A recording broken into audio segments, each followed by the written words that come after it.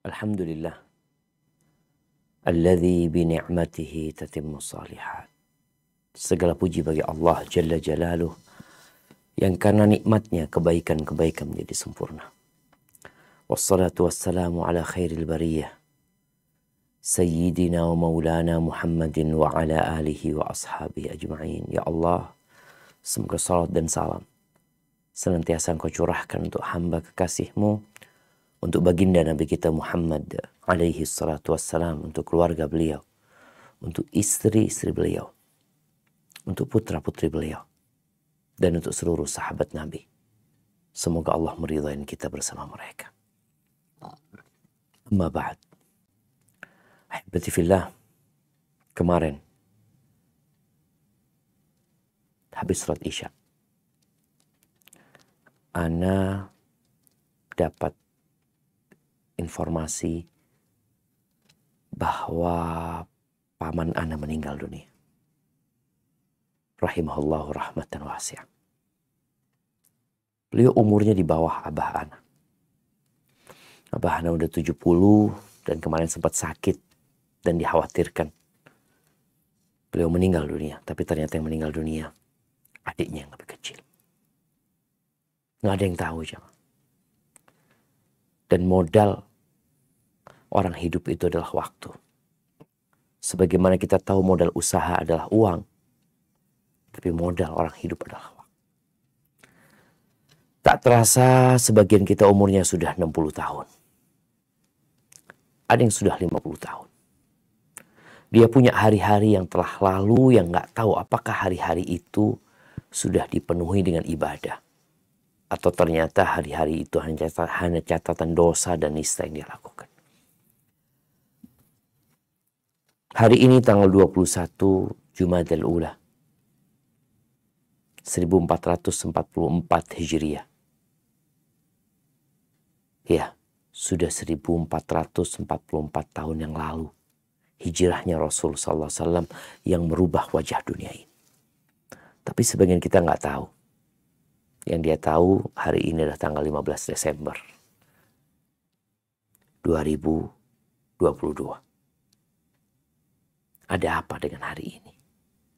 Sebagian orang mempersiapkan diri untuk merayakan akhir tahun, perpindahan tahun.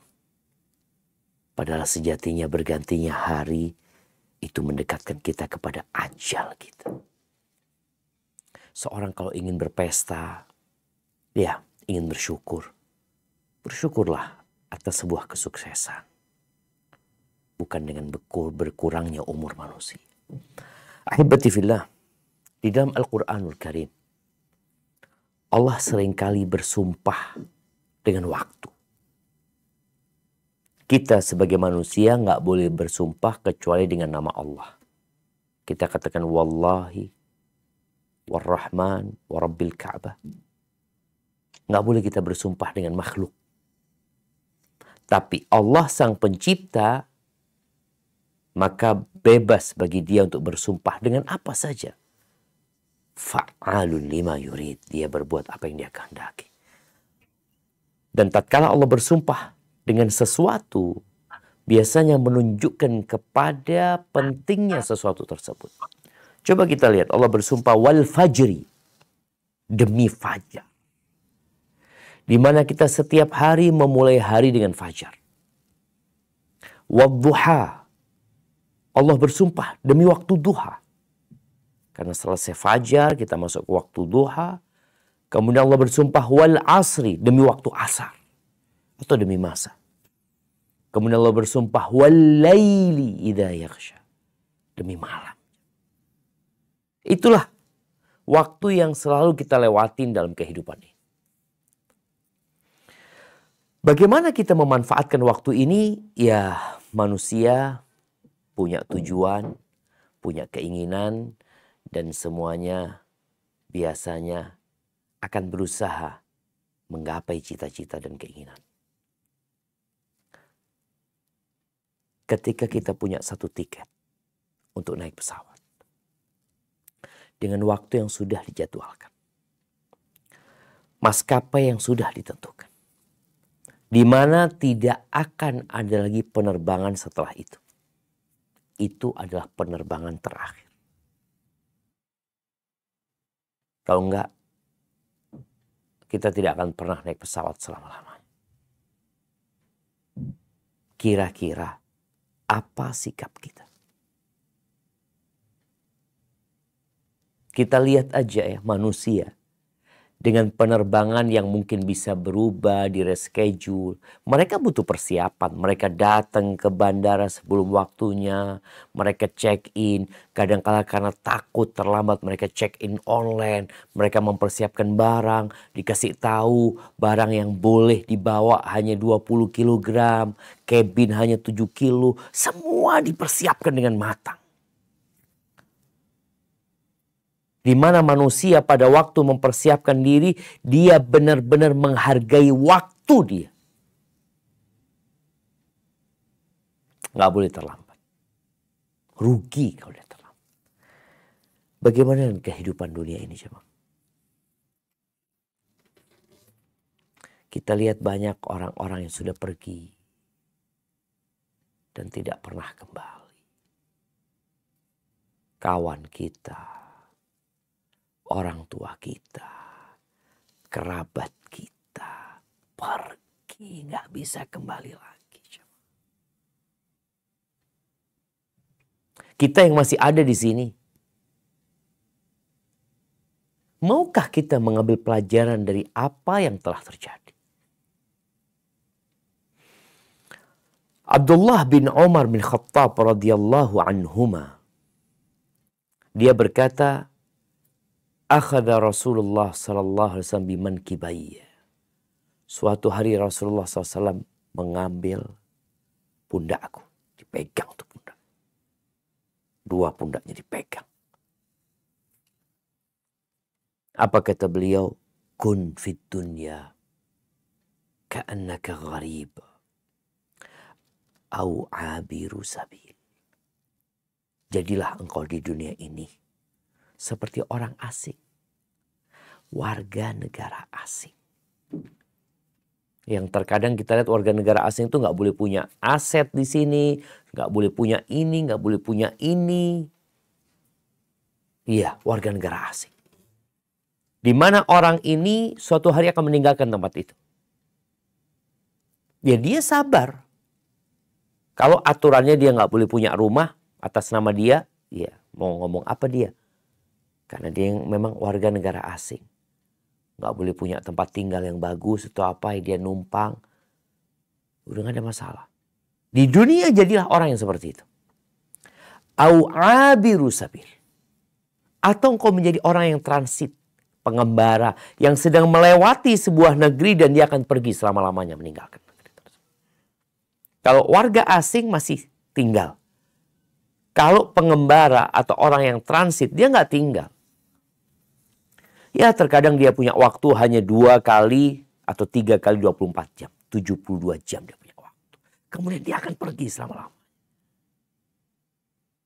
Itu pesan Nabi SAW.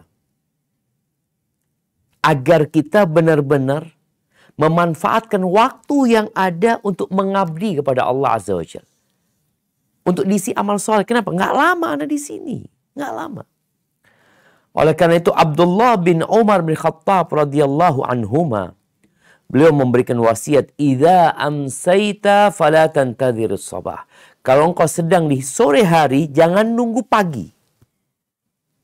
Nih, kalau bicara bagaimana memanfaatkan waktu untuk kebaikan, engkau sedang di sore hari, jangan nunggu pagi lu. Oh besok, kenapa harus besok? Lu sekarang kau bisa kerjakan. Mau ngaji, mau baca Quran, dan engkau punya waktu sekarang. Jangan nunggu pagi.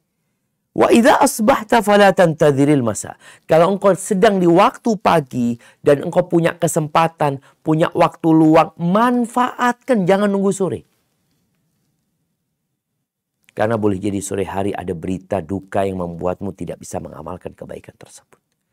Boleh jadi sore hari ada kesibukan yang membuatmu tidak bisa mengerjakan yang ingin kau kerjakan. Manfaatkan waktu. Wa khudh min sihhatika limaratik. Ambil ambillah dari masa sehatmu untuk persiapan ketika engkau sakit. Kita nggak tahu jemaah.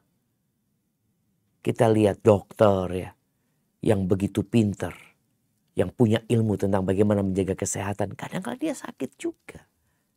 Bahkan dengan penyakit yang dia ngobatin orang lain. Maka manfaatkan. Ketika sehat, bagaimana waktu sehatmu ini persiapan kalau engkau sakit nanti. Engkau kalau sakit nggak bisa umroh, engkau kalau sakit nggak bisa puasa sunnah, engkau kalau sakit nggak bisa ke masjid, engkau kalau sakit nggak bisa datang kajian, engkau kalau sakit nggak bisa silaturahim, engkau kalau sakit sulit berbakti sama orang tua, engkau kalau sakit nggak bisa, banyak hal yang menghalangimu ketika engkau sakit. Maka manfaatkan waktumu ketika engkau sehat untuk beribadah kepada Allah Azza wa Jalla. Wa min hayatika limautika. Rahul Bukhari.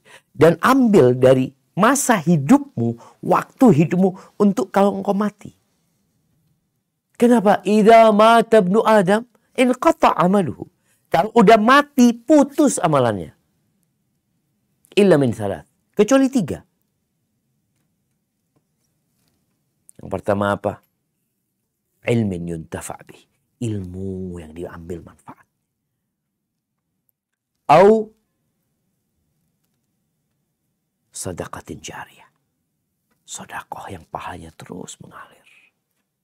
Yang ketiga, awaladin salihin yad'ulahu. Anak soleh yang mendoakan. Nah, ketika engkau hidup, bagaimana engkau punya 3 amalan ini? Ajarkan ilmumu dengan ikhlas. Berikan manfaat kepada umat manusia dengan ikhlas. Tabung hartamu untuk menjadi wakaf, sedekah yang mengalir. Dan buat anak yang banyak. Didik dengan baik. Agar mereka mendoakan. Ini nih. Waktu kita. Amal soleh siapa? Ketika engkau punya anak 5 soleh semuanya. Punya anak 3. Masya Allah. Akan terus mendoakan dirimu. Ahibati fillah. Cuma memang. Berat jemaah. Menjadikan waktu kita semua berisi amal soleh itu berat. Beratnya kenapa? Karena kita sering tertipu dengan kehidupan dunia ini. Allah Azza wa Jalla mengatakan bal tu'thirunal hayatad dunya. Akan tetapi kalian lebih mengutamakan kehidupan dunia. Tadi Dr. Suskan di awal nyebutin. Yang cari akhirat dapat dunia. Yang cari dunia nggak dapat akhirat. Kenapa? Karena dunia ini artinya rendah. Kalau kita cari yang tinggi, yang rendah ikut.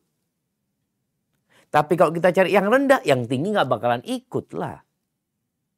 Coba kita berpikir. Yang cari dunia, dunia itu artinya yang rendah. Nggak akan dapat akhirat.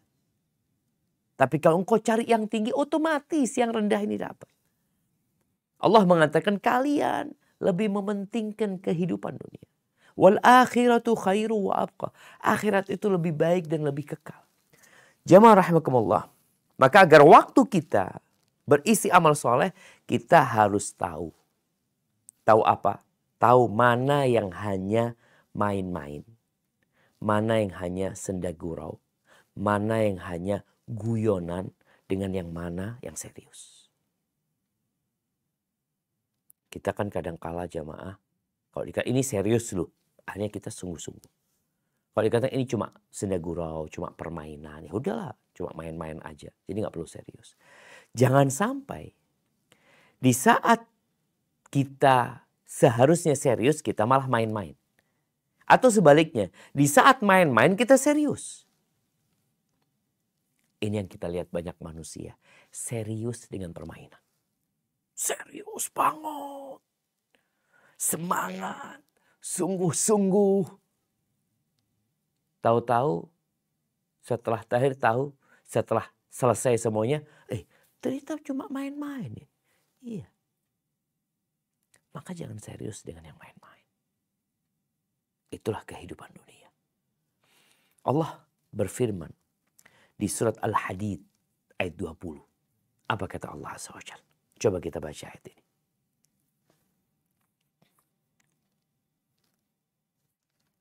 الرجيم اعلموا أنما الحياة الدنيا لعب ولهو وزينة وتفاخر بينكم وتفاخر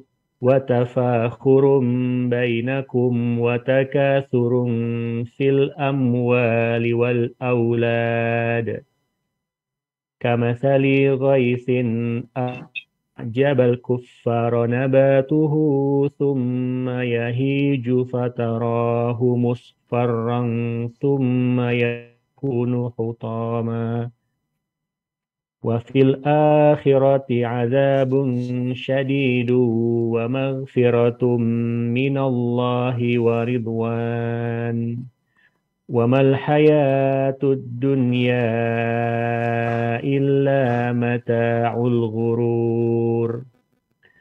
Yang artinya ketahuilah bahwa sesungguhnya kehidupan dunia itu hanyalah permainan dan sesuatu yang melalaikan, perhiasan dan bermegah-megah antara kamu, serta berbangga-banggaan tentang banyaknya harta dan anak. Seperti hujan yang tanam-tanamannya mengagumkan para petani. Kemudian tanaman itu menjadi kering dan kamu lihat warnanya kuning, kemudian menjadi hancur. Dan di akhirat nanti ada azab yang keras dan ampunan dari Allah serta keridoannya. Dan kehidupan dunia ini tidak lain hanyalah kesenangan yang menipu. Al-Hadid 20. Nah, Allah berikan informasi yang cukup jelas. I'lamu. Ini maklumat dari Allah. Tentang hakikat kehidupan dunia. Laib, bermain-main, senda gurau, orang berhias ya. Kita lihatlah orang kalau berhias itu berapa lama sih? Kalau bicara perempuan umpamanya dia bersolek, dia berangkat ke salon, ya dia jadi cantik. Berapa lama? 1 jam, 2 jam, sehari, 2 hari? Enggak. Nanti dia sampai rumah dia akan hapus semua. Perhiasan. Tafakhur, berbangga-banggaan di antara mereka dengan hartanya, dengan kekayaannya, banyak-banyakan anak, banyak-banyakan harta. Seperti apa? Seperti air hujan. Ini sekarang musim hujan, kita dapat melihat ya bagaimana padi ketika mereka nanam padi ya. Ya Allah, senangnya warnanya hijau. Berapa lama? 3 bulan? 4 bulan? Kemudian setelah itu menjadi kuning. Kering. Hancur. Dibakar. Selesai. Ya. Itulah kehidupan dunia. Allah kasih tahu. Di akhirat ini yang seharusnya serius kita. Itulah kehidupan yang sebenarnya. Di situ ada azab atau ada kenikmatan. Adapun kehidupan dunia tidak lain hanya kesenangan yang menipu. Orang dapat duit ya Masya Allah. Seperti orang lagi main game ya. Kita lihat ya. Anak-anak main game semangat.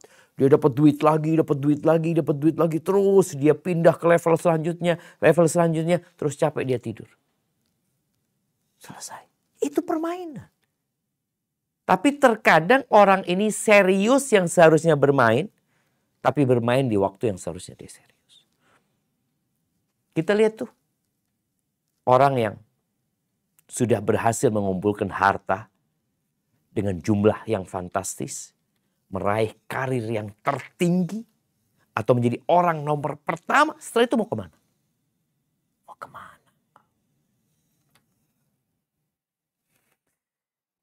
Tapi sebagian kita nggak percaya dengan janji Allah yang seharusnya kita serius. Ya. Allah berfirman di surat Fatir ayat 5. Apa kata Allah Azza wa Jalla? Nah. A'udzu billahi minasyaitonir rajim. يا أيها الناس إنا وعد الله حق فلا تغرنكم الحياة الدنيا ولا يغرنكم بالله الغرور. yang artinya, hai manusia, sesungguhnya janji Allah adalah benar. Maka sekali-kali janganlah kehidupan dunia memperdayakan kamu. Dan sekali-kali janganlah setan yang pandai menipu memperdayakan kamu tentang Allah. Fatir ayat 5. Nah, Allah panggil ya ayuhan nas. Janji Allah itu benar. Akan ada kehidupan setelah ini. Di situ akan ada nikmat buat yang beramal soleh. Di situ akan ada azab buat mereka yang tidak mau nurut dan mengerti. Jangan tertipu dengan kehidupan dunia. Kita udah lihat kehidupan dunia ini. Wallahi jemaah, ketika kita makan ikan.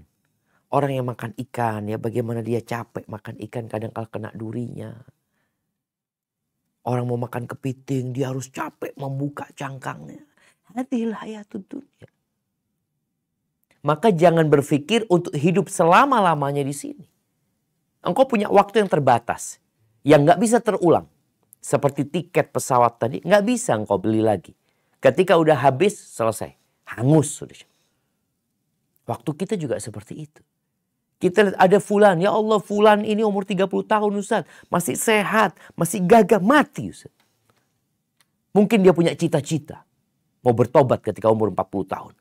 Mungkin dia punya cita-cita untuk berangkat haji. Tapi ternyata dia belum melaksanakan itu, ajal udah tiba. Jamaah rahimakumullah. Kehidupan dunia ini menggoda. Sehingga kalau kita lihat nanti pada hari kiamat. Ketika janji Allah tunaikan. Ketika didatangkan api neraka. Apa yang terjadi dengan manusia? Allah ceritakan kejadian masa yang akan datang. Agar kita yang hidup sekarang ini mengisi waktu kita dengan amal soleh. Coba kita baca firman Allah di surat Al-Fajr ayat 23-24. A'udzu billahi minasyaitonir rajim. Waji'a yawma idzin bi jahannam. يومئذ يتذكر الإنسان وأنى له الذكرى يقول يا ليتني قدمت لحياتي. Yang artinya, dan pada hari itu diperlihatkan neraka jahanam. Dan pada hari itu ingatlah manusia, akan tetapi tidak berguna lagi mengingat itu baginya. Dia mengatakan, alangkah baiknya kiranya aku dahulu mengerjakan amal soleh untuk hidupku ini. Al-Fajr 23-24. Barakallahu fiik. Itu yang akan dikatakan oleh manusia. Baik oleh orang yang tekun beribadah atau orang yang suka bermaksiat. Dua-duanya akan menyesal. Yang rajin ibadah dia akan mengatakan, kenapa aku gak tambah ibadahku? Kenapa aku gak tambah? Kalau umpamanya dia biasa baca Al-Quran ketika di dunia 1 lembar. Nanti pada hari kiamat dia menyesal, kenapa kok gak 2 lembar? Kenapa kok gak 3 lembar? Karena kita tahu 1 huruf 10 kebaikan. 1 ayat lebih baik dari seekor onta. Itu orang-orang yang taat pun menyesal. Karena masih ada waktu dalam hidup dia yang belum diisi ibadah. Dia punya kesempatan. Karena kita lihat nih, ada orang-orang yang rajin, taat, tekun ibadah. Tapi hanya yang wajib-wajib doang mungkin dia kerjakan. Duha dia cuma 2 rakaat. Padahal dia mampu untuk 8 rakaat. Salat malam dia mampu sebenarnya 11 rakaat. Tapi malah dia gunakan untuk nonton bola umpamanya. Adapun orang yang suka berbuat maksiat akan lebih menyesal lagi. Bagaimana cara kita menjadikan setiap waktu kita menjadi amal soleh? Maka yang pertama adalah niat. Innamal a'malu binniyat. Apa sih ambisi kita? Kalau ambisi kita sudah akhirat, alhamdulillah. Orang bekerja pun cari duit bernilai ibadah. Seorang suami yang bekerja untuk memberikan nafkah kepada istrinya jadi ibadah waktu kerja dia. Asalkan kerjaannya halal. Asalkan tidak membuat dia lupa dari mengingat Allah Azza wa Jalla. Asalkan dia mengikhlaskan niatnya mencari karunia Allah Subhanahu wa taala. Berulang kali kita sampaikan cerita Nabi SAW. Tatkala ada seorang pemuda yang bekerja dengan semangat, dengan sungguh-sungguh. Sebagian sahabat mengatakan laita hadza fi sabilillah. Andai kata yang seperti ini itu di jalan Allah. Digunakan untuk perang, untuk berjihad. Bukan untuk cari makan, untuk cari nafkah. Maka Nabi SAW mengatakan kepada mereka, in kana kharaja yas'a. Ini bicara ambisi dan niat. Kalau orang itu keluar rumahnya, bekerja, berusaha dalam rangka memberikan nafkah kepada orang tuanya yang sudah tua renta atau kepada anak-anaknya yang masih kecil, fahuwa fi sabilillah. Maka dia di jalan Allah gitu loh. Keluar rumahnya dia terhitung fi sabilillah. Pulang terhitung fi sabilillah. Atau dia bekerja dalam rangka menjaga kehormatan dirinya agar terhindar dari perbuatan dosa, fahuwa fi sabilillah. Padahal dia cari dunia, tapi tujuannya benar. Untuk mengabdi kepada Allah Azza wa Jalla. Tapi kalau dia bekerja dalam rangka riya'an wa mufakharatan. Seperti tadi yang disebutkan di surat Al-Hadid. Dalam rangka berbangga-banggaan, pamer. Tujuannya itu dia bekerja. Fahuwa fi sabilis syaitan. Maka dia di jalannya syaitan. Maka tolong niat, ambisikan akhirat. Niatnya untuk mencari keridhaan Allah SWT. Engkau bekerja silahkan. Loh, aku kerja tapi kan ingin punya rumah bagus, silahkan. Tapi jangan sampai tujuannya ria, pamer. Berbangga-bangga dengan orang. Karena akan jadi jalan syaitan. Ya, na'udzubillah. Yang kedua, dalam semua kondisi, hendaklah engkau senantiasa mengingat Allah Azza wa Jalla. Apapun pekerjaanmu. Coba contoh ya. Dokter lah. Dokter ini, ya kalau bicara sholat 5 waktu. Sholat sunnah ada qobliyah, ada ba'diyah. Mungkin ada sholat duha. Tapi sisanya ya harus ngurusin pasien. Obatin orang, kadang-kala operasi. Ada banyak. Sehingga dia pada saat itu tidak bisa sholat. Karena sholat sebuah ibadah yang memerlukan kondisi tertentu. Tapi ada amalan yang bisa dilakukan oleh seorang manusia tanpa batasan waktu, tempat, dan kondisi. Apa? Zikrullah. Mengingat Allah Azza wa Jalla. 24 jam kau bisa lakukan itu. Ya. Tanpa memerlukan biaya. Tanpa menguras energi. Tanpa butuh kondisi tertentu. Engkau hanya butuh menguatkan hatimu. Membasahi lidahmu. Lalu menyebut nama Allah Azza wa Jalla. Ketika datang seorang sahabat. Mengatakan kepada Nabi SAW. Inna syara'i al-Islam qad kathurat alayya. Sesungguhnya syariat Islam ini udah banyak. Oh, suruh ini. Ada banyak tuh. Aku udah berat gitu mengamalkannya. Tolong kau kasih tahu aku amalan yang aku bisa berpegang teguh dengannya. Apa kata Nabi SAW? La yazalu lisanuka rotban bidzikrillah. Lisanmu engkau jaga untuk tetap basah. Mengingat Allah Azza wa Jalla. Ahibati fillah. Di surat Al-Ahzab. Ayat 41. Allah memanggil orang-orang yang beriman. Apa kata Allah? Silahkan dibaca. A'udzu billahi minasyaitonir rajim. يا أيها الذين آمنوا اذكروا الله ذكرا كثيرا. Yang artinya, hai orang-orang yang beriman, berzikirlah dengan menyebut nama Allah. Zikir yang sebanyak-banyaknya. Ya. Al-Ahzab 41. Sebanyak. Lidah ini nggak bertulang. Makanya orang itu bisa ngomong ya, ngomong. 1 jam, 2 jam, ya kadang-kadang ngobrol di kafe. Mereka sebagian orang itu atau ngobrol di rumah dari habis isya sampai tengah malam. Nggak capek ngomong. Maka Allah arahkan agar kita mengingat Allah sebanyak-banyaknya. Abdullah bin Abbas radhiyallahu anhuma, beliau mengatakan, Innallaha lam yafrid ala ibadihi faridatan illa ja'ala laha haddan ma'luman. Allah tidaklah memerintahkan kepada hambanya dengan sebuah perintah, melainkan perintah itu ada batasan yang dimaklumi. Kemudian Allah memberikan uzur buat orang dalam kondisi yang memang dia ada alasan untuk meninggalkan perbuatan itu. Nggak mampu, nggak kuat. Ghair dzikir, kecuali zikir. Fa innallaha lam yaj'al lahu haddan yantahi. Allah tidak memberikan batasan yang di akhir itu berhenti berzikir. Nggak ada. Dan tidak ada orang yang dikasih alasan untuk meninggalkan zikir. Kecuali orang yang terpaksa meninggalkan, orang pingsan umpamanya. Nggak bisa apa-apa. Maka Allah katakan, fadhkurullaha qiyaman wa qu'udan wa ala junubihi.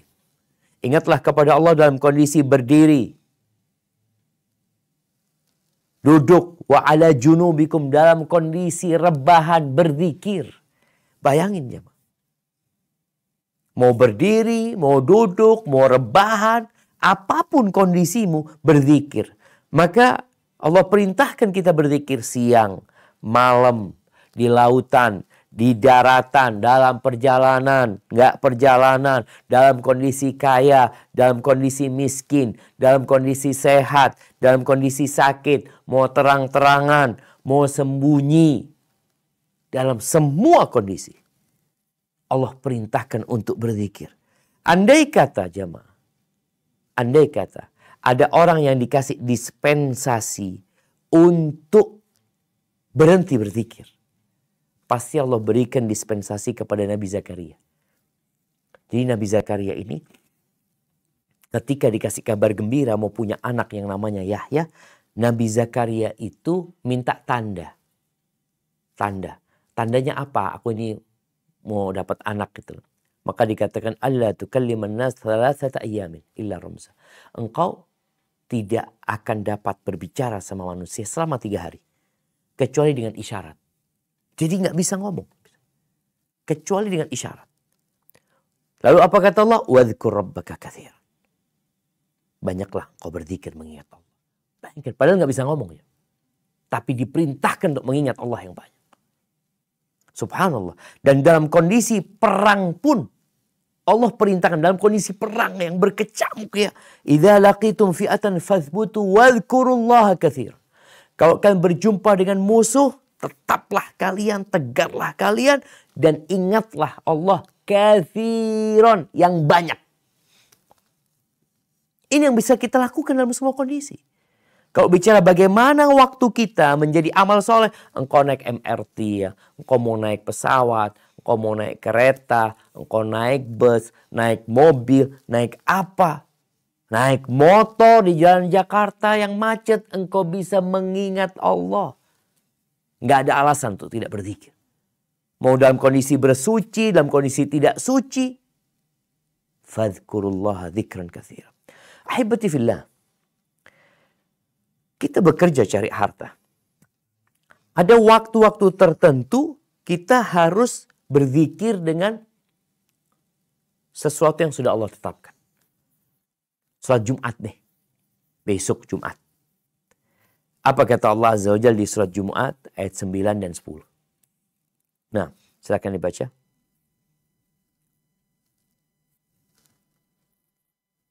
A'udzu billahi minasy syaithanir rajim.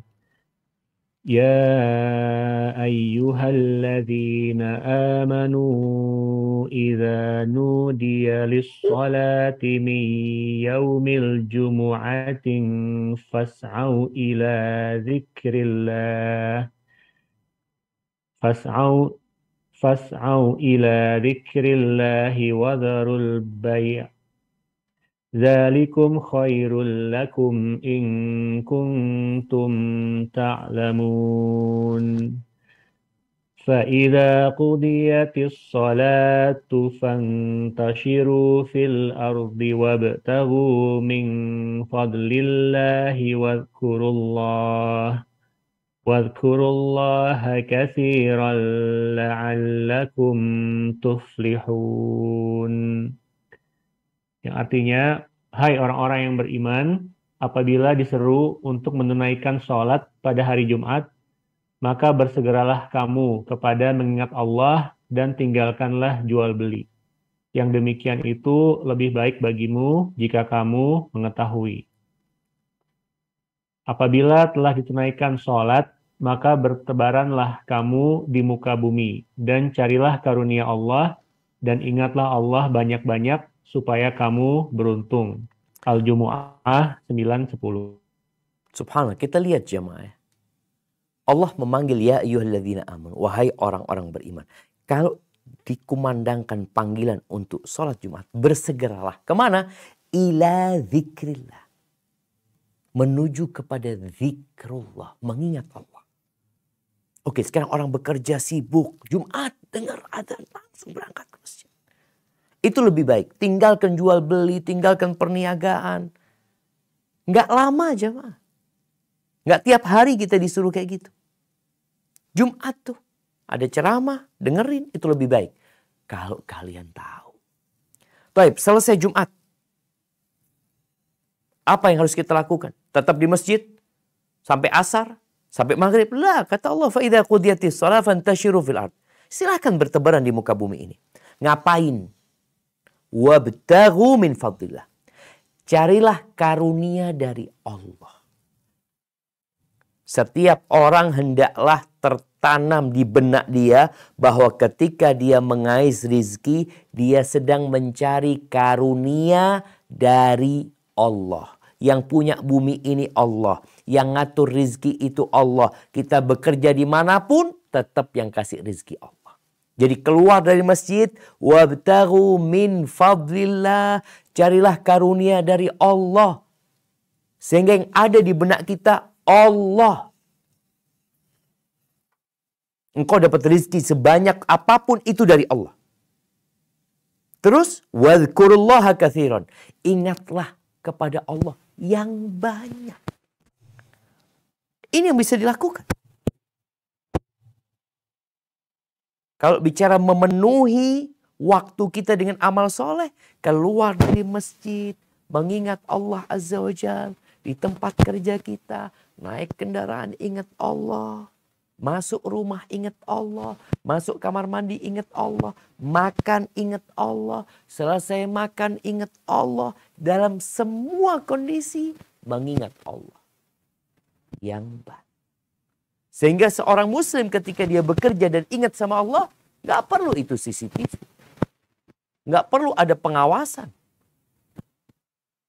Karena dia ingat sama Allah. La'allakum tuflihun. Tapi yang terjadi, seperti yang awal tadi disinggung, banyak orang serius di waktu main, main di waktu serius. Coba kita lihat firman Allah Azza wa Jalla di surat Al-Munafiqun. Ayat 9 sampai 11. Naam, tafadhal dibaca. A'udzu billahi minasyaitonir rajim. Ya ayyuhalladzina amanu la tulhikum amwalukum wala auladukum an dzikrillah. وَمَنْ يَفْعَلْ ذَلِكَ فَأُولَئِكَ هُمُ الْخَاسِرُونَ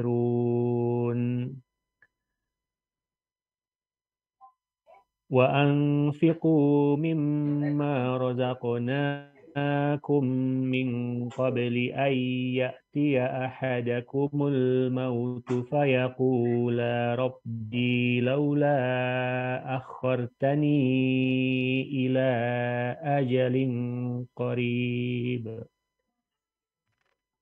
فَأَصَّدَّقَ وَأَكُنْ مِنَ الصَّالِحِينَ.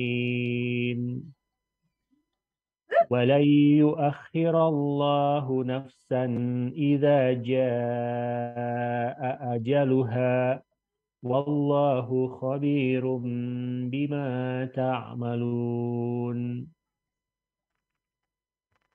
Yang artinya, hai orang-orang beriman, janganlah harta-hartamu dan anak-anakmu melalaikan kamu dari mengingat Allah. Barang siapa yang berbuat demikian, maka mereka itulah orang-orang yang rugi. Dan belanjakanlah sebagian dari apa yang telah kami berikan kepadamu sebelum datang kematian kepada salah seorang di antara kamu. Lalu ia berkata, "Ya Tuhanku, mengapa engkau tidak menangguhkan kematianku sampai waktu yang dekat, yang menyebabkan aku dapat bersedekah dan aku termasuk orang-orang yang soleh."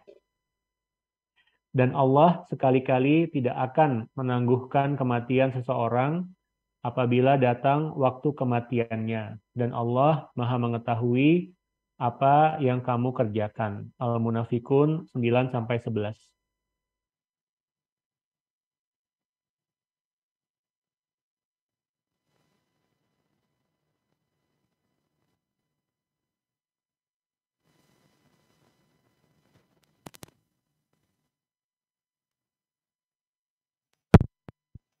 Kita lupa dengan Allah, maka dia adalah orang yang merugi. Kemudian Allah ingatkan kita dengan urusan harta yang kita cari nih. Allah suruh kita infakkan itu harta. Mau dibawa kemana itu harta? Jangan sampai engkau mati masih sisa banyak dan engkau nggak dapat manfaat.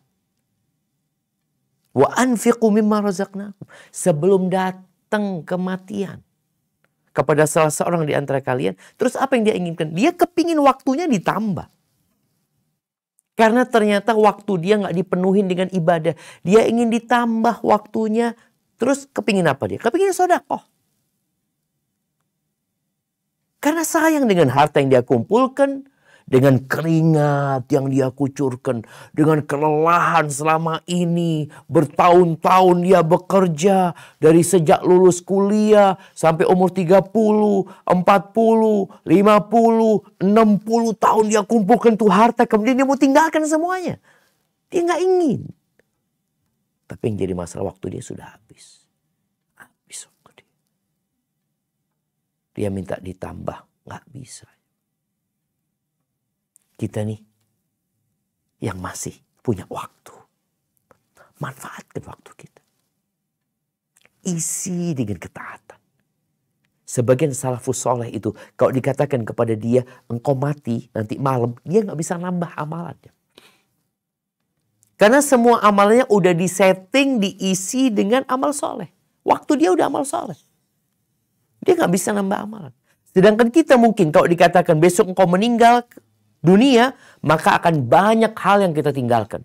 Kita mungkin tidak akan pegang handphone, kita tidak akan jalan-jalan, kita tidak akan ini itu. Kenapa? Karena kita tahu banyak waktu kita yang hanya permainan belaka. Hanya senda gurau. Jamaah rahimakumullah. Di dalam hadis yang diriwayatkan Al-Hakim dari Abdullah bin Abbas radhiyallahu anhuma. Rasulullah sallallahu alaihi wasallam mengatakan igtanim khamsan qabla khamsin. Igtanim khamsan qabla khamsin. Manfaatkan 5 perkara sebelum 5 perkara yang lainnya datang. Yang pertama apa? Syababaka qabla haramik. Masa mudamu sebelum kau tua. Artinya di masa muda kita punya energi, kita punya semangat yang tidak sama dengan di masa tua. Anak-anak muda Masya Allah dia bisa mendaki gunung. Bahkan berhari-hari dia di sana dengan makan. Mungkin seadanya. Maka manfaatkan masa mudamu untuk berpuasa. Ya. Manfaatkan masa mudamu untuk datang kajian. Untuk menuntut ilmu. Karena kau punya energi yang lebih.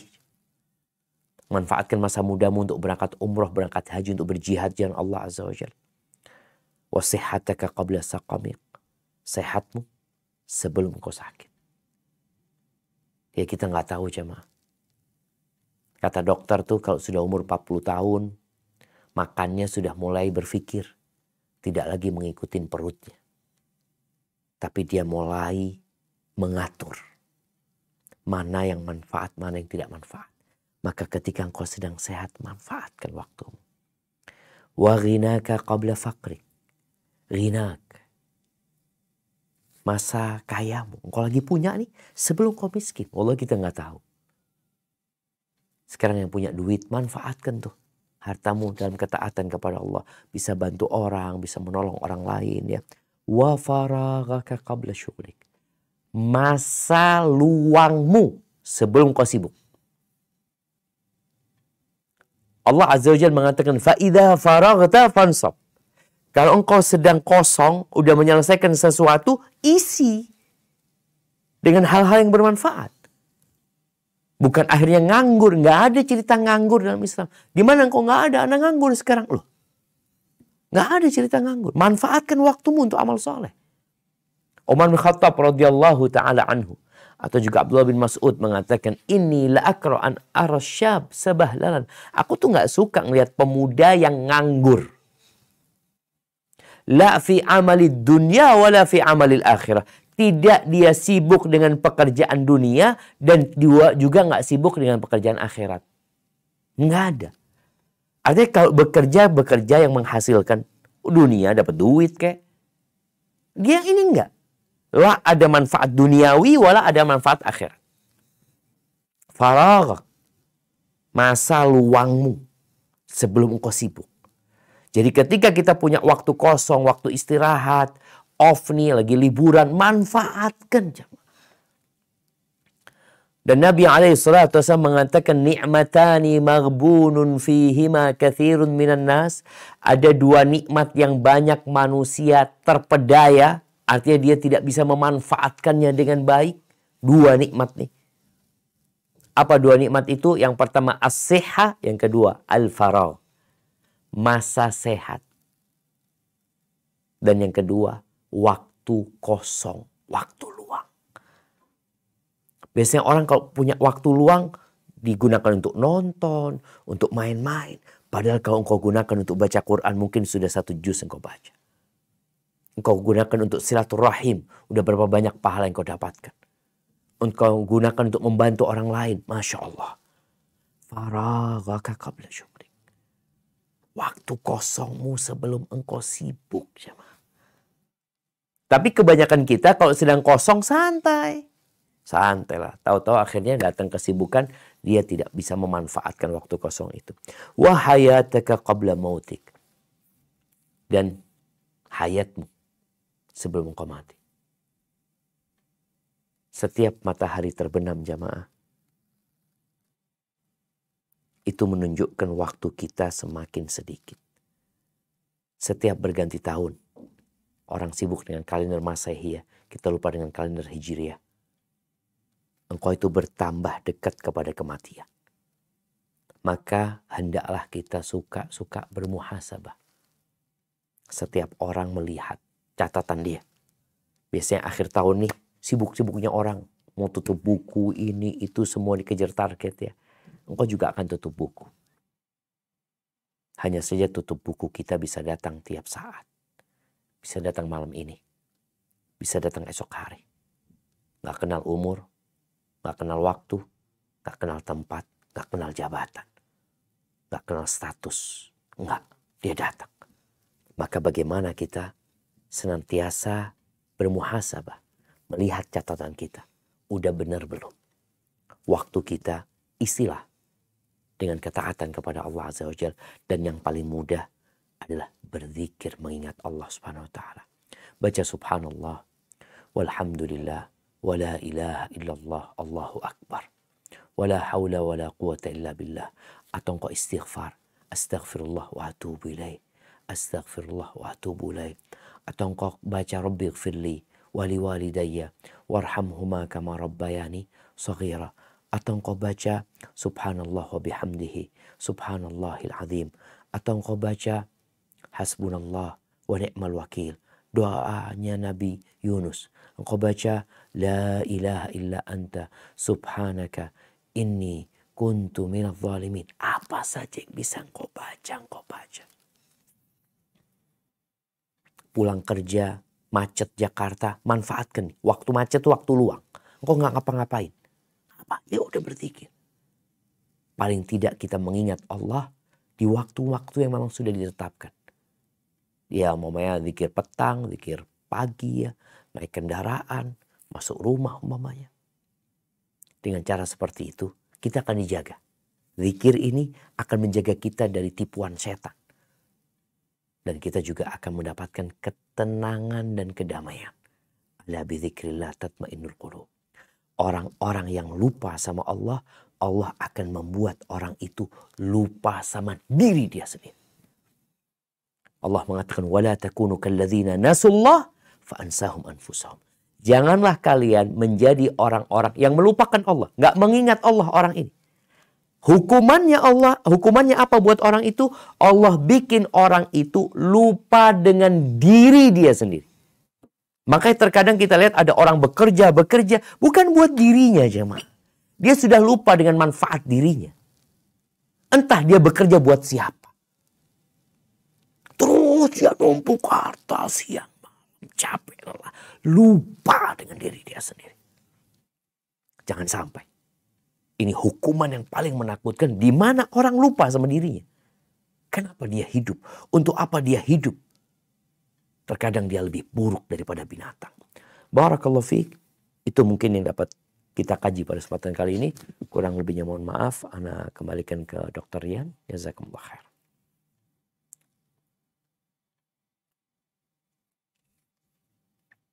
Dari semukan lagi Ustadz, karena sudah jelas ya Ustadz ya. Ini yang bertanya sudah banyak Ustadz dari raise hand ataupun dari kolom chat. Nah, persilakan dulu yang dari raise hand pada partisipan Mia.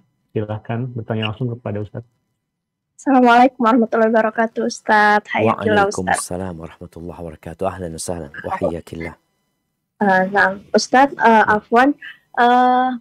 Izin bertanya mungkin di luar tema.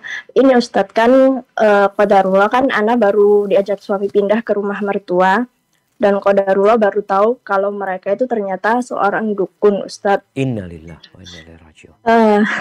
Qadarullah. Nah Ustadz terus kan ini maksudnya suami itu kan selalu bilang maksudnya itu ya kami tuh harus patuh sama suami, yes, memang ridhonya Allah ada di suami, yes, gitu-gitulah intinya selalu mengatasnamakan itu. Lah ketika Ana larang kayak seumpama orang tua minta tolong belikan kembang kalau pas malam Jumat gitu loh Ustadz, itu Ana larang gitu, dia malah marah-marah, katanya Ana nggak nurut sama suami, maksudnya katanya Ana nanti nggak dapet ridhonya suami. Terus gitu kemudian kan orang tua ya qadarullah memang mereka nggak sholat sama sekali Ustadz. Dan Ana juga sudah pernah mengingatkan, tapi ya jawabannya di luar nalar lah. Jadi saya tuh kayak benci sekali gitu loh Ustadz sama mertua itu Ustadz. Seharusnya gimana ya Ustadz saya, sedangkan saya tuh tiap hari tinggal di sana, ketemu dengan mereka, terus ya dengan keadaan yang ya Allah gitu. Aduh gimana, bingung gitu loh Ustadz. Allahu Akbar. Ya, jazakallahu khairan ya Ustadz. Terima kasih. Assalamualaikum. Waalaikumsalam warahmatullahi wabarakatuh. Itu jamaah ya, ada orang-orang yang lupa sama mengingat Allah. Sehingga hukumannya Allah bikin dia lupa dengan diri dia sendiri. Dengan yang manfaat buat dia lupa. Seorang dukun tadi disebutkan ya, bagaimana mertuanya dukun yang sholat enggak. Akhirnya dia nggak tahu dia hidup untuk apa. Terus pertanyaan tadi, bagaimana sikap istri terhadap suami yang mungkin suami ya mau nurut sama bapaknya, tapi terkadang lupa bahwasanya ketaatan kepada siapapun ya, innamat ta'atu fil ma'ruf, la ta'ata li makhluqin fi ma'siyatil khaliq. Ketaatan itu kata Nabi SAW dalam hal kebaikan. Yang di situ tidak ada unsur maksiat kepada Allah Azza wa Jalla. Anak wajib berbakti sama orang tuanya. Wajib nurut dan patuh sama orang tuanya. Istri sama suaminya. Nah, tapi semua itu dalam lingkup kebaikan, ketaatan kepada Allah Azza wa Jalla. Kalau tidak, Allah akan murka. Apa sikap istri sekarang? Ya, istri berusaha untuk menyampaikan kepada suami dengan cara yang baik. Ya. Duduk sama suaminya memikirkan bagaimana cara menyelamatkan orang tuanya. Itu kalau suami ingin menyelamatkan orang tua. Mungkin sang istri cari waktu yang tepat untuk ngobrol tentang strategi agar orang tua dapat hidayah. Kalau dikatakan tadi punya ritual-ritual tersendiri di malam Jumat. Nih malam Jumat ini kayaknya malam ini mungkin akan nyuruh anaknya beli kembang untuk bikin ritual tertentu. Maka sang anak nggak boleh taat sama orang tua. Karena kalau sudah ada unsur kemaksiatan kepada Allah, yang menciptakan kita Allah, itu yang lebih harus ditaati. Doakan mertuanya, dan mungkin kalau dikatakan sudah nyuruh, jadi jangan bicara disuruh sholat ya. Orang itu kalau dia belum percaya sama Allah ya, dia nggak yakin sama Allah, gimana mau disuruh sholat? Maka diajak bagaimana orang tua ini mentauhidkan Allah Azza wa Jalla. Bagaimana dia yakin bahwasanya Allah lah yang menciptakan langit dan bumi ini. Allah yang memiliki segala-galanya. Lalu bagaimana diajak dia mentauhidkan Allah dari sisi dialah yang berhak disembah. Kalau mau minta sama Allah, memohon-mohon sama Allah Subhanahu wa taala, tunjukkan tentang kekuasaan Allah. Sehingga nanti kalau dia sudah imannya benar, diajak sholat, insya Allah mau. Tapi kalau sudah bermasalah di tauhidnya, gimana mau diajak sholat dia? Maka perbaiki tauhidnya terlebih dahulu, keimanannya sambil didoakan ya. Semoga Allah masukkan ke surga Allah Azza wa Jalla dengan hidayah yang diberikan. Adapun istri tadi tetap kepada suaminya selama dalam hal kemaksiatan dia nggak boleh taat. Karena Allah lah yang lebih harus ditaati. Hadza wallahu a'lam bissawab. Nah. Ustaz, anak ke penanya kedua yang sudah resen dari awal nih, Ibu Umu Zahra. Silakan jika ingin bertanya langsung kepada Ustaz. Assalamualaikum warahmatullahi wabarakatuh, Ustaz. Waalaikumsalam warahmatullahi wabarakatuh. Ahlan wa sahlan. Naam, tafadhal. Afwan, menyambung pembicaraan Umu tadi mengenai ibu mertua. Saya sendiri juga merasakan bahwa saya kan punya anak dari suami ya Ustaz. Beliau itu, anak saya itu nggak mau sholat, nggak mau ngaji, nggak mau apa aja pokoknya. Yang seperti Ustaz sampaikan tadi, bahwasanya dia melakukan hal dunia juga enggak, akhirat juga enggak, bermalas-malasan. Sedangkan mendekati sholat Jumat itu saya ingatkan anak saya, tapi tambah marah, tambah bantah. Sementara dia bilang ke mbahnya itu, menyampaikan kalau dia saya usir dan sebagainya. Terus sekarang neneknya itu marah sama saya sama suami. Nah, gimana harusnya sikap saya Ustadz? Sikap suami gimana sebenarnya? Sikap suami ibu? Kalau sikap suami sih alhamdulillah nerima saya maksudnya. Karena kan tujuan saya hanya untuk mengajak ibadah. Ayo, ini sebentar lagi sholat Jumat, siap-siap. Tapi suami nggak ngajak dia ke Jumatan atau gimana? Soalnya waktu itu suami saya lagi kerja, jadi saya di rumah, gitu kan Ustadz. Siap. Nah, Ibu. sekarang si mertua saya tuh marah sama saya. Nah, saya kalau didiemin itu kan merasa nggak enak gitu kan Ustadz. Saya sampai ya Allah gimana ya saya harus gimana Ustadz? Subhanallah. Jazakallah khair. Barakallahu fiik ya. Naam jamaah. Allahu Akbar ya. Hidup ini ujian dari Allah Subhanahu wa taala. Di mana sebagian orang diuji sama anaknya. Apa yang harus dilakukan? Yang pertama, hendaklah kita memperbaiki hubungan kita sama Allah Subhanahu wa taala. Anak-anak yang tidak taat, yang nggak nurut, boleh jadi ada peran orang tua yang tidak dilaksanakan dalam rangka mendidik anak tersebut. Atau boleh jadi orang tua sudah maksimal ya, tapi itu ujian dari Allah Subhanahu wa taala. Ada orang tua yang sudah mendidik anaknya dengan baik ya, diajarin sholat sejak umur 7 tahun ya, diajarin ketaatan sampai umur 10 tahun, sampai dia benar, tahu-tahu dia bermain di luar atau sekolah di luar sehingga dia terpengaruh dengan lingkungan yang ada. Sebagaimana kita semua tahu bagaimana Nabi Nuh ya mendidik anaknya dengan baik, tapi akhirnya anaknya tetap tidak mau nurut sama Nabi Nuh. Istrinya juga seperti itu. Jadi kalau ibu sudah maksimal, maka sekarang yang perlu dimaksimalkan adalah memohon kepada Allah Azza wa Jalla.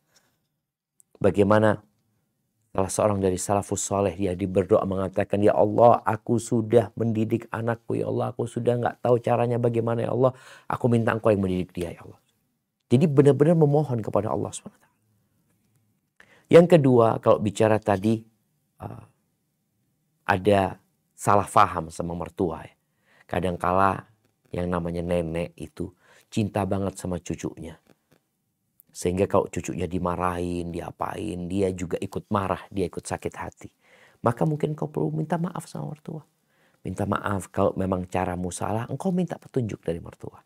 Jadi dudukkan mertua sebagai guru. Karena dia udah pengalaman didik anak, mau sampaikan kepada dia, ibu tolong aku dikasih arahan, gimana caranya supaya fulan ini taat sama Allah. Kalau mungkin anak gak mampu ngasih nasihat, minta nenek ya kasih nasihat kepada dia. Soalnya ada orang-orang yang kalau dikasih nasihat itu nggak dengar kecuali dari fulan. Kalau kita ngasih nasihat dia nggak mau dengar, ya udah kita pakai tangan orang lain, kita pakai lisan orang lain sambil terus didoakan. Dan intinya memang harus sabar, karena ketika kita baik sendiri, semua orang suka sama kita. Tapi tatkala kita sudah memperbaiki orang lain, maka yang ada kita harus sabar. Karena orang-orang pada gak suka sama kita. Orang itu gak suka diurusin ya. Diperbaiki gak suka. Dia maunya dibiarkan sesuai dengan apa yang dia inginkan. Hadza wallahu a'lam bissawab. Nah.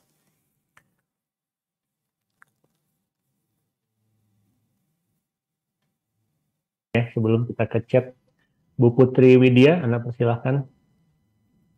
Iya, baik dok. Assalamualaikum warahmatullahi wabarakatuh, Ustaz. Waalaikumsalam warahmatullahi wabarakatuh. Ahlan wa sahlan. Naam, tafadhali.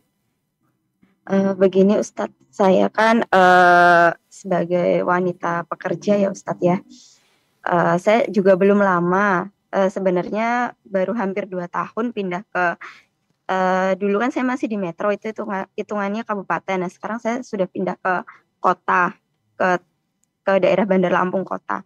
Siap. Nah, qadarullah saya itu punya teman satu rekan kerja, satu ruangan itu non-muslim, Ustadz.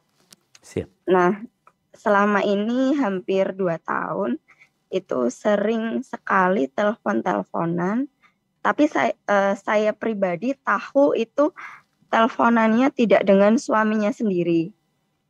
Walaupun dia tidak memberitahu, tapi dari istilahnya, walaupun saya sudah menggunakan headset selama ini ya Ustadz ya. Iya. Itu sudah masih terdengar, dengan tidak sengaja saya mendengarnya. Kemudian baru sekiranya dua minggu inilah kurang lebih saya menegur dia. Cuman saya menegurnya memang lewat WhatsApp supaya istilahnya teman rekan kerja kantor yang lain tidak tahu dan tidak mau menimbulkan istilahnya keributan, takutnya tidak terima atau bagaimana Ustaz. Nah, cuman dari jawaban dia itu intinya saya itu dikira mengurusi urusan pribadinya dia sendiri. Nah, intinya tidak terima ya dengan nasihat saya. Karena saya selama ini bingung kalau dia sedang teleponan dengan istilahnya lawan jenis yang bukan suaminya sendiri itu. Saya itu bingung harus meninggalkan ruangan. Kalau saya meninggalkan ruangan itu butuh waktu yang lama.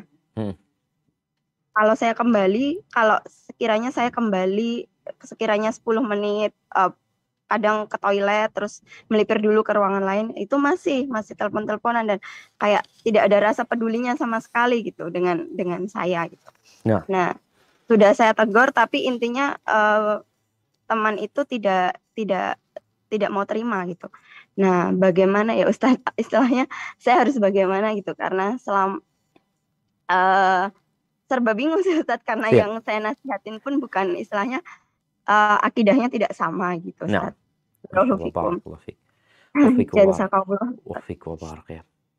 Masya Allah jamaah. Ya ini menjadi hal yang penting ya. Kepedulian kita kepada sesama. Allah Azza wa Jalla ketika menyebutkan tentang umat Islam ini, kuntum khaira ummatin ukhrijat linnas ta'muruna bil ma'ruf. Kalian adalah umat terbaik yang dikeluarkan untuk umat manusia. Apa yang dilakukan? Ta'muruna bil ma'ruf. Kalian memerintahkan kepada kebaikan. Wa tanhauna 'anil munkar, dan mencegah kemungkaran. Wa tu'minuna billah, dan beriman kepada Allah Azza wa Jalla. Dan biasanya orang itu memang nggak suka tadi. Ana udah sebutin kalau kita sudah memperbaiki orang ya, orang itu nggak suka karena dianggap kita mencampuri urusan mereka. Nah, cuma kalau bicara dia non Muslim, yang pertama dalam agama dia pun Ana rasa hal itu nggak boleh gitu, sama. Tapi bagaimana cara kita mengajak dia kepada Allah Subhanahu Wa Taala? Ini kesempatan. Jadi kesempatan kita jamaah yang mungkin bekerja di situ ada orang-orang yang masih melakukan kesyirikan, masih melakukan kekufuran ya. Jadi kalau dibandingkan dosa dia selingkuh umpamanya, dosa dia berzina dengan dosa dia syirik, maka nggak ada apa-apanya perzinahan itu. Karena dosa yang terbesar yang tidak akan diampuni itu syirik. Maka sebelum bicara tentang tadi masalah dia mungkin selingkuh, bagaimana engkau mengajak dia kepada Allah SWT. Dengan cara apa? Mungkin kau bisa bagi buku sama dia. Kasihkan nih ada buku nih tentang Islam. Mungkin kau mau baca ya. Seperti itu.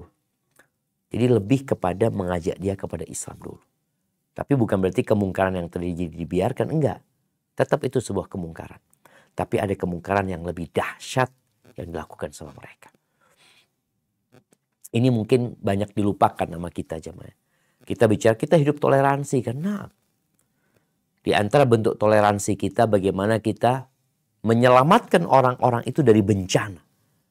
Kalau ada banjir yang akan datang dan kita tahu orang ini berpotensi tenggelam, maka kita akan ingatkan orang itu. Atau kita akan pegang tangannya, kita tarik menyelamatkan dia dari banjir. Bagaimana dengan api neraka? Apakah kita akan membiarkan dia dengan dalih toleransi? Maka mungkin kita perlu lakukan, dan sekali lagi tugas kita hanya menyampaikan. Kalau tadi ibu yang bertanya kemudian merasa dia nggak suka, ya udah, tugas kita hanya menyampaikan. Kita mengingkari kemungkaran yang pertama dengan tangan kita, nggak mampu dengan lisan kita, nggak mampu dengan hati kita. Dan insya Allah ibu sudah menjalankan yang apa diwajibkan bagi setiap muslimnya untuk ingkarul mungkar. Hanya saja mendakwain dia kepada tauhid itu yang lebih utama. Hadza wallahu a'lam bissawab. Terima kasih, jazakallah khairan. Nah, barakallahu fiik Ustaz, karena pindah ke kolom chat nih, karena juga udah banyak nih Ustaz di kolom chat. Ini ada yang menarik Ustaz, pertanyaan dari Ummu Nabila. Assalamualaikum Ustaz. Waalaikumsalam warahmatullahi wabarakatuh. Apa dan bagaimana hukumnya kalau kita mengikuti kajian offline ataupun online di jam kerja Ustaz? Mungkin ini pengen menjadikan waktunya menjadi amal soleh dengan menuntut ilmu, tapi di jam kerja. Bagaimana Ustaz mensiasatinya Ustaz? Jazakallah khair. Masya Allah, barakallah fiik. Ya, ahibati fillah. Al-mu'minun ala syurutihim. Orang-orang beriman itu mereka terikat dengan perjanjian yang dibuat di antara mereka. Jadi kalau bicara orang bekerja, perjanjian orang bekerja itu macam-macam. Ada bekerja nggak boleh pegang handphone, ya udah kita nggak boleh pegang handphone. Karena kadangkala ada aturan nggak boleh pegang handphone. Ada yang aturan bekerja boleh, tafadhol, yang penting kerjaannya selesai. Bahkan ada orang yang waktu bekerja, dia yang penting standby di kantor. Mau ngapain? Pokoknya standby di kantor. Ketika ada tugas baru dikerjain. Berarti dia punya waktu bebas. Karena kantor memang hanya menugaskan dia harus ada di tempat. Mau buka komputer kayak, mau ngobrol, mau apa, yang penting ada di tempat. Jadi tergantung bagaimana tabiat kerjaan dia. Kalau ternyata tugas kantor tadi mewajibkan kita untuk mengerjakan tugas ini, sehingga kalau kita dengarkan kajian tugas ini tidak akan selesai, nggak boleh kita. Sehingga seorang muslim itu harus paham tentang fikih prioritas. Mana yang jadi kewajiban, mana yang jadi anjuran. Makanya pihak kantor mengatakan, kalau engkau sudah selesai tugasmu, silahkan. Nggak apa-apa. Mau ke kantin kayak, mau ngopi, tafadhol. Asalkan tugasnya udah selesai. Maka untuk yang seperti ini dikembalikan kepada kesepakatan dan persetujuan, kesepakatan atau persyaratan yang terjadi antara kita dengan tempat kerja kita. Jadi nggak bisa kita meratakan hukum ini ya. Oh, kok nggak boleh lo dengarkan kajian? Oh, kenapa nggak boleh di kantorku? Nggak apa-apa. Oh, nggak ada masalah berarti. Di kantor fulan mungkin nggak boleh. Jadi tergantung tabiat pekerjaannya dan bagaimana kesepakatan yang terjadi. Umpamanya Ada orang yang nggak bisa sholat duha dia di waktu kerjanya. Ya udah mau gimana lagi. Mungkin dia sebelum masuk kerja dia sholat duha. Tapi ada yang nggak apa-apa jadi. Jadi memang pihak kantor mengatakan udah nggak ada masalah. Kau istirahat mau sholat duha. Yang penting kerjaannya selesai. Jadi ada yang modelnya itu dikejar target. Udah selesai, udah. Tapi nggak boleh pulang. Tetap ada di tempat itu. Umpamanya seperti itu. Ini kembali kepada kesepakatan yang terjadi antara pekerja dengan tempat dia bekerja. Hadza wallahu a'lam bissawab. Nah, barakallahu fiik Ustadz. Ini jelas sekali penjelasannya Ustadz. Anda undang kembali penanya langsung Ibu Humaira Italia. Silakan Ibu Humaira. Assalamualaikum warahmatullahi wabarakatuh, Ustadz. Waalaikumsalam warahmatullahi wabarakatuh. Ahlan Semoga wasahlan. Ustadz dan para jamaah selalu dalam lindungi Allah Subhanahu wa taala. Allahumma amin. Afwan Ustadz izin bertanya, bagaimana nasihat Ustadz untuk orang-orang yang takut akan kematian Ustadz hingga pada akhirnya menimbulkan kecemasan? Nah. Udah, barakallahu fiik Ustadz. Wa fiik wa barak. Wa fiik wa barak. Nah, ahibati fillah. Kematian ini memang perlu ditakutin. Rasul sallallahu alaihi wasallam mengatakan aktsiru dzikra hadhimil ladzat. Perbanyak kalian mengingat pemutus kelezatan. Yaknil maut, kematian tersebut. Karena orang yang banyak mengingat kematian itu akan menyemangati dia untuk beramal soleh. Kalau dia dalam keluasan rezeki ingat mati jadi sempit tuh buat dia. Gimana ketika dia mati? Ketika dia sedang dalam kondisi sempit, susah, ingat kematian jadi luas hidup ini. Bentar lagi aku akan mati, kata dia. Tapi kalau mengingat kematian yang menjadikan orang itu hidupnya penuh dengan kecemasan, bukan itu yang diinginkan. Sehingga ada orang yang takut dengan kematian, takut berbuat apa-apa jam. Mau jalan takut, mau naik motor takut, nanti bagaimana ditabrak umpamanya, mau naik pesawat takut, naik ini takut, semuanya takut. Seharusnya ketakutan itu mengantarkan dia untuk mengingat Allah Azza wa Jalla. Itu aja yang penting. Sehingga dia tidak berbuat dosa, melaksanakan kewajibannya dengan baik. Ketika sholat dia ingat kematian jadi khusyuk sholatnya. Ketika dia di malam hari ingat kematian dia jadi berdoa sebelum tidurnya. Karena bicara kematian ini sesuatu yang pasti datang kepada semua orang. Ada keluarga anak yang mungkin was-was ya, kadang-kadang cemas ini itu. Ya memang perlu dikuatkan keimanan dia. Engkau silahkan takut dengan kematian, tapi yang mengantarkan kepada ketaatan. Boleh jadi kita mati malam ini. Berarti apa yang harus dilakukan? Berzikir, mengingat Allah SWT, berwasiat. Seperti itu. Jadi mempersiapkan diri. Tapi kalau hanya mengantarkan kepada kecemasan, itu was-was dari setan. Akhirnya dia nggak beramal. Yang ada cuma takut, kuat. Gimana nanti ya? Gimana nanti ya? Gimana nantinya? Enggak. Nabi SAW menyuruh kita untuk mempersiapkan diri untuk kematian. Wal kayyis man dana nafsahu wa amila lima ba'dal maut. Orang yang cerdas itu adalah orang yang senantiasa bermuhasabah. Menghitung-hitung dirinya dan berbuat untuk yang setelah kematian. Bagaimana ini orang ingat mati, bagaimana nanti kalau aku mati, aku sudah punya persiapan. Aku sudah punya anak soleh, aku sudah punya ilmu yang bermanfaat, aku sudah punya amal jariah. Kalau datang yang selain itu, artinya ingat kematian yang mengantarkan kepada kecemasan, was-was, baca a'udzubillahi minasyaitonir rajim. Berarti itu datangnya dari syaitan. Hadza wallahu a'lam bissawab. Nah, barakallahu fiik Ustadz. Penjelasannya, ini ada pertanyaan dari kolom chat Ustadz, Ana mau bacakan karena kasusnya menarik Ustadz. Assalamualaikum warahmatullahi wabarakatuh Ustadz. Waalaikumsalam warahmatullahi wabarakatuh. Semoga Ustadz dan keluarga selalu dalam lindungan Allah Subhanahu wa Ta'ala. Afwan izin bertanya, saya sudah menikah lebih dari 8 tahun dan belum dikaruniai keturunan. Selama ini berobat, promil ke rumah sakit, tapi juga belum berhasil. Ada himbauan untuk mencoba bayi tabung. Saya pernah mendengar di ceramah Ustadz bahwa Rasul menyukai keluarga yang memiliki banyak anak. Namun jika budget terbatas, mana yang lebih baik diprioritaskan? Apakah promil bayi tabung atau ibadah umroh? Karena kami belum haji, tetapi sudah mendaftar haji reguler, namun mungkin berangkatnya masih lama. Mohon nasihatnya Ustadz, jazakallah khair. Masya Allah, barakallah fiik. Ya jemaah, kalau bicara anak itu Iya, semua ingin punya anak ya. Kecuali orang-orang yang mungkin lagi sakit. Sehingga mereka ada free child, nggak pengen punya anak mungkin ya. Tapi secara fitrah semuanya kepingin punya anak. Tapi bukan kewajiban, artinya itu karunia Allah Subhanahu wa Ta'ala. Ada yang merupakan kewajiban.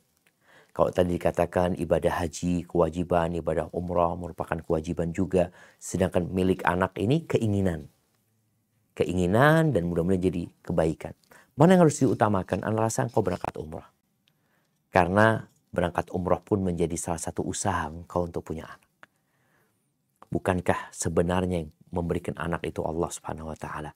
Nabi Ibrahim alaihissalam bagaimana terus berdoa, Rabbi habli minas salihin, Rabbi habli minas salihin, Rabbana hablana, Rabbi habli min ladunka dzurriyyatan thayyibah. Ya, engkau berangkat umrah, laksanakan ibadah umrah, minta sama Allah, berdoa, minta sama Allah Subhanahu wa Ta'ala. Semoga Allah berikan kepadamu.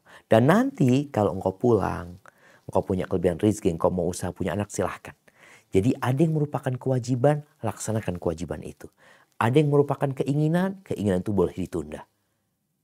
Dan kita nggak pernah tahu ya jemaah.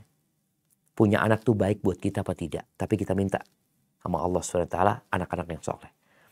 Aisyah radhiyallahu ta'ala anha sampai meninggal dunia nggak punya anak. Hafsah nggak punya anak. Zainab bintu Jahash nggak punya anak. Sofia nggak punya anak. Artinya istri-istri Nabi pada nggak punya anak. Ketika kita tidak memiliki penerus, maka carilah penerus yang lainnya. Seperti apa? Tadi, ilmu yang bermanfaat. Sedekah jariyah. Engkau mungkin juga bisa membiayai anak-anak lain yang sekolah. Sehingga dia akan terus mendoakanmu dan kau punya kebaikan di sana. Karena ini, ya Allah janji. Allah janji. Semua doa akan dikabulkan. Tapi boleh jadi dikabulkannya doa itu jawabannya satu dari 3 hal. Kepingin punya anak, dikasih anak. Boleh jadi nggak dikasih anak. Tapi dia diselamatkan dari bencana. Kalau dia punya anak, mungkin anaknya durhaka nantinya. Maka Allah nggak kasih anak dengan diselamatkan dia dari bencana yang sepadan dengan doa dia. Atau Allah kumpulkan tuh doa-doa dia minta anak dikumpulin untuk jadi pemberat timbangan kebaikan dia pada hari kiamat. Jadi intinya laksanakan kewajiban, keinginannya boleh ditunda dulu. Hadza wallahu a'lam bissawab. Nah.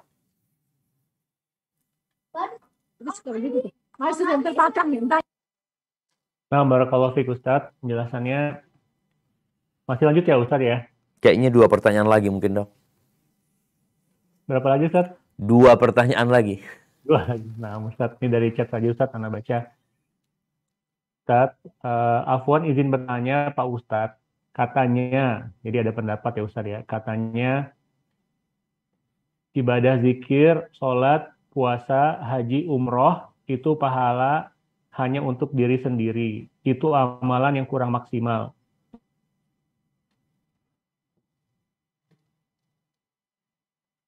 Dalam kesulitan.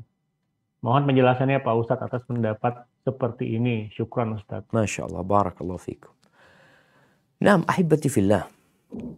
Kita itu disuruh beramal hablum minallah wa hablum minan nas. Jadi seorang yang beriman itu berusaha untuk mengambil semua kebaikan. Jadi jangan sampai kita peduli sama manusia tapi lupa dengan hablum minallah. Karena boleh jadi ketika kita jarang berzikir, jarang mengingat Allah, tapi anak suka membantu orang lain, boleh jadi engkau membantu orang lain bukan karena Allah Subhanahu wa Ta'ala. Kenapa? Karena ada unsur untuk dirimu sendiri nantinya. Tapi kalau engkau orang yang hablum minallahnya bagus, suka berzikir, mengingat kepada Allah, dan engkau laksanakan, membantu orang lain itu juga perintah Allah, menolong orang lain juga perintah Allah. Jadi seorang muslim itu menjalankan semua perintah Allah SWT. Mana yang mampu dia lakukan, dia lakukan. Ketika Nabi SAW ditanya amalan apa yang paling dicintai Allah, atau siapa orang yang paling dicintai Allah, yang paling bermanfaat buat orang lain. Dan Nabi SAW bagaimana beliau menjadi orang yang sangat sempurna. Karena beliau menyeimbangkan mana amalan yang bainahu wa bainallah dan mana amalan yang harus dikerjakan terhadap manusia. Jangan sampai engkau sibuk ngurusin manusia, sholatmu terbengkalai. Jangan sampai engkau beribadah bagus, umroh, haji, tapi engkau tidak peduli sama manusia. Tapi yang jelas dalam semua amalan itu, dalam ibadah haji, umroh, atau menolong orang lain, jihad fisabilillah pun, yang paling baik di antara semuanya itu, yang paling banyak zikirnya, mengingat Allah SWT. Engkau pun ketika menolong orang lain, perbanyak zikrullah. Membantu orang lain, dokter nih, ketika suka membantu orang lain, perbanyak zikrullah. Karena itu yang akan menyelamatkan kita dan menjaga hati kita, insya Allah. Hadza wallahu a'lam bissawab. Nah. Barakallahu fiik Ustadz, Ana rasa sudah jelas penjelasan Ustadz. Ini pertanyaan terakhir ya Ustadz. Ini Ana pilih dari kolom chat. Ana rasa banyak juga pertanyaan ini. Assalamualaikum warahmatullahi wabarakatuh Ustadz. Waalaikumsalam warahmatullahi wabarakatuh. Izin bertanya, semoga Ustadz dalam keadaan sehat selalu. Pertanyaan, jika ada saudara kandung yang sedang bermusuhan karena suatu hal, bagaimana cara menyambung tali silaturahim lagi Ustadz? Jazakallah khairan. Masya Allah, barakallah fiik. Ya jamaah, yang pertama kita perlu cari tahu apa penyebab terjadinya pemutusan silaturahim. Ingat ya, Nabi SAW mengatakan la yadkhulul jannah qati'. Enggak masuk surga orang yang memutuskan rahimnya. Artinya dia akan masuk neraka dulu.